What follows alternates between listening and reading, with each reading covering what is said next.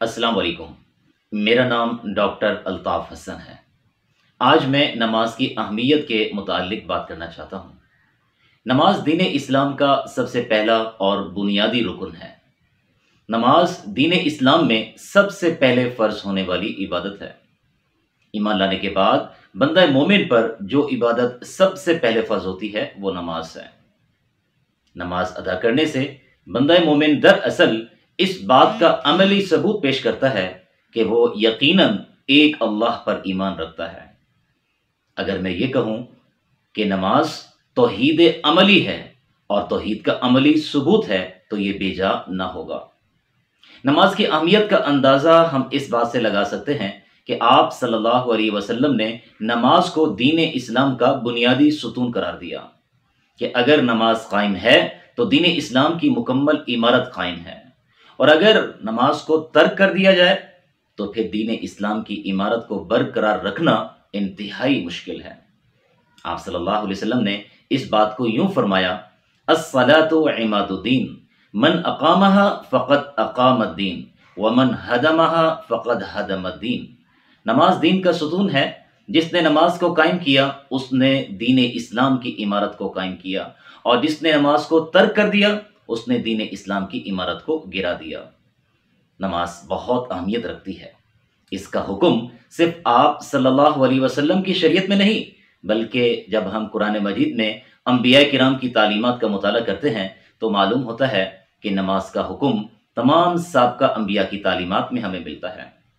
چنانچہ ہم دیکھتے ہیں کہ حضرت ابراہیم علیہ السلام یہ دعا فرماتے ہوئے نظر آتے ہیں: رب جعلنی مقیم الصلاۃ ومن ذریتی ربنا وتقبل دعاء۔ اے رب، مجھے بھی نماز قائم کرنے والا بنا اور میری اولاد کو بھی نماز قائم کرنے والا بنا اور میری دعا کو قبول فرما۔ آج سے 5000 سال پہلے ابراہیم علیہ السلام کا دور ہے، اور اس وقت ہمیں نماز کا حکم ان کی تعلیمات میں، ان کے عمل میں نظر آتا ہے۔ اسی طرح جب ہم قرآن مجید کا مطالعہ کرتے ہیں تو ہمیں اسماعیل علیہ السلام کے متعلق ملتا ہے کہ وہ اپنے پیروکاروں کو اور اپنے خاندان کے افراد کو اور اپنے ایمان والوں کو حکم کیا کرتے تھے کہ اللہ کے سامنے نماز ادا کریں۔ اسی طرح ہم دیکھتے ہیں کہ حضرت موسیٰ علیہ السلام اللہ تبارک و تعالیٰ سے عرض گزار ہوتے ہیں: اے اللہ، مجھے بتائیں کہ میں آپ کا ذکر کس طرح کروں۔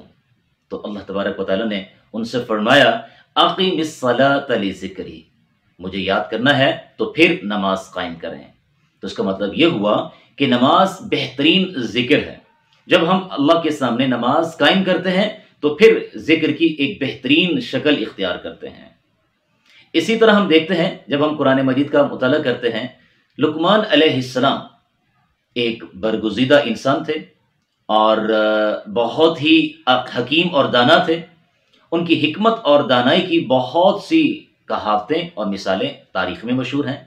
اگرچہ وہ نبی نہیں ہیں، لیکن قرآن مجید میں اللہ تبارک و تعالیٰ نے ان کے نام پر ایک سورت نازل فرمائی ہے، سورہ لقمان۔ اس سورت میں حضرت لقمان علیہ السلام اپنے بیٹے کو کچھ نصیحتیں فرماتے ہیں۔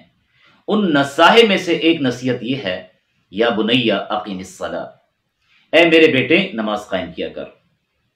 چنانچہ ایک باپ کی حیثیت سے اور ایک والد کی حیثیت سے نماز کی نصیحت، اس سے کوئی بہترین نصیحت نہیں ہو سکتی، کیونکہ نماز کی شکل میں اللہ کے ساتھ جو تعلق قائم ہوتا ہے اس سے بہتر کوئی تعلق نہیں۔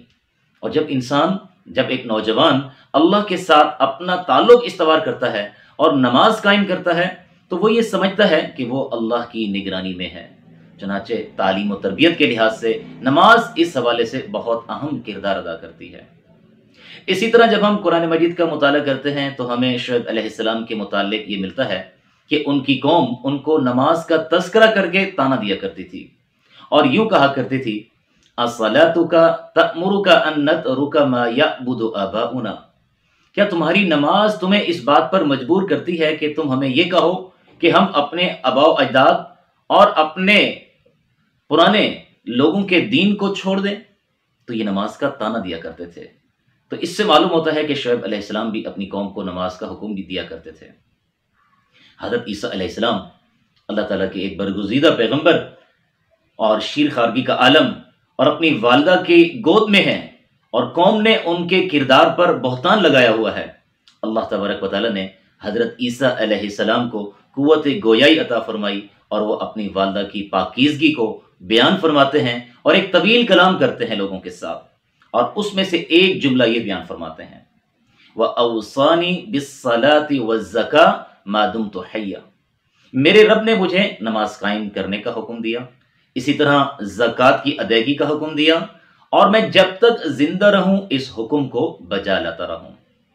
इसी तरह जब आप सल्लल्लाहु अलैहि वसल्लम की तशरीफ आवरी हुई तो फिर अल्लाह तबारक व तआला ने भी आपको हुक्म दिया, वअमुर अहलका बिस्सलाह वस्तबिर अलैहा।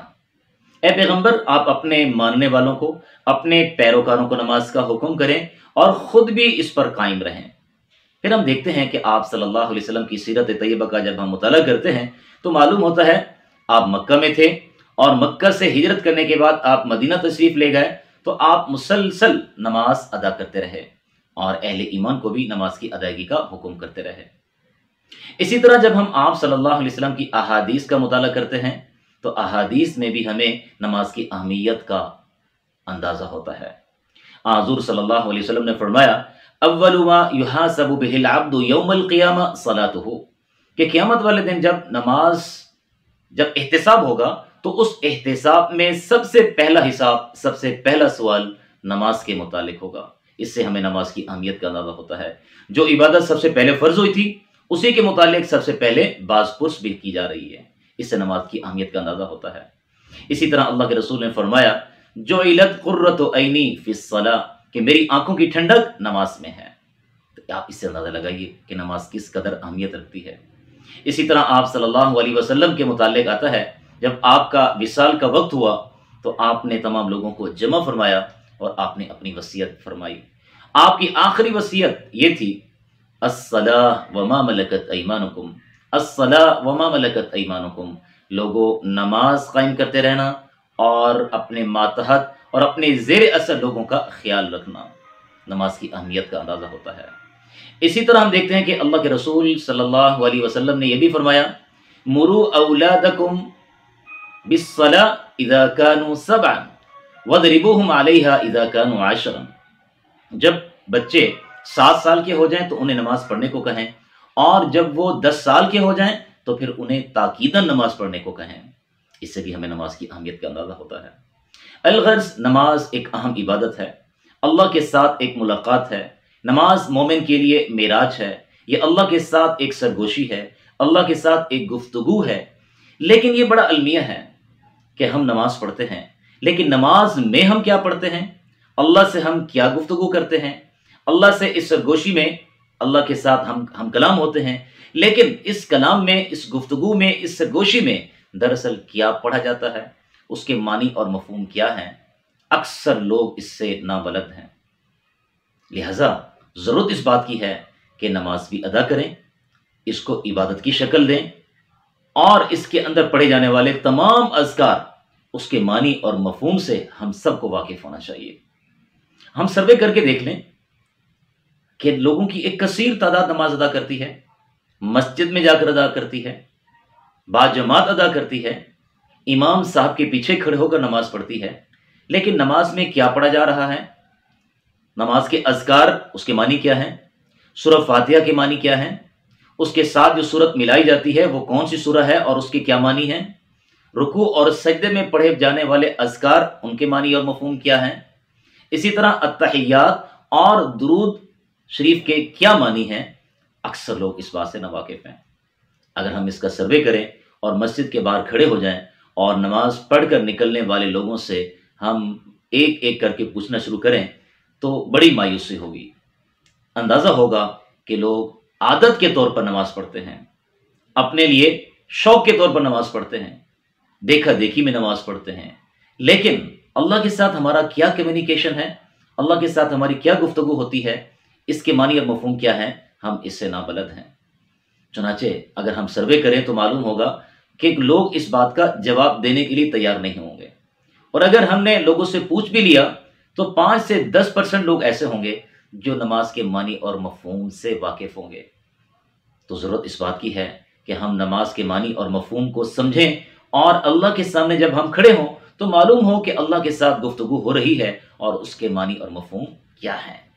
تو اس حوالے سے مختلف کتابیں مارکیٹ میں موجود ہیں، ائمہ کرام موجود ہیں، معاشرے میں علماء موجود ہیں، اور آج میڈیا کا دور ہے اور انٹرنیٹ پر ہر چیز آسانی سے اویلیبل ہے، تو لہذا قرآن مجید کے علاوہ وہ کتابیں جن کے اندر نماز کے تراجم ہمیں مل سکتے ہیں ان کو مطالعہ کرنا چاہیے، تاکہ اگلی مرتبہ جب ہم نماز پڑھیں تو پھر ہمیں مکمل طور پر اس بات کا احساس ہو کہ ہم اللہ سے گفتگو بھی کر رہے ہیں اور اس گفتگو کے معنی اور مفہوم سے ہم مکمل طور پر واقف ہیں، تاکہ پھر یہ ہماری عادت نہ رہے اور ایک مکمل عبادت بن جائے۔ اللہ تبارک و تعالی ہم سب کو توفیق عطا فرمائے۔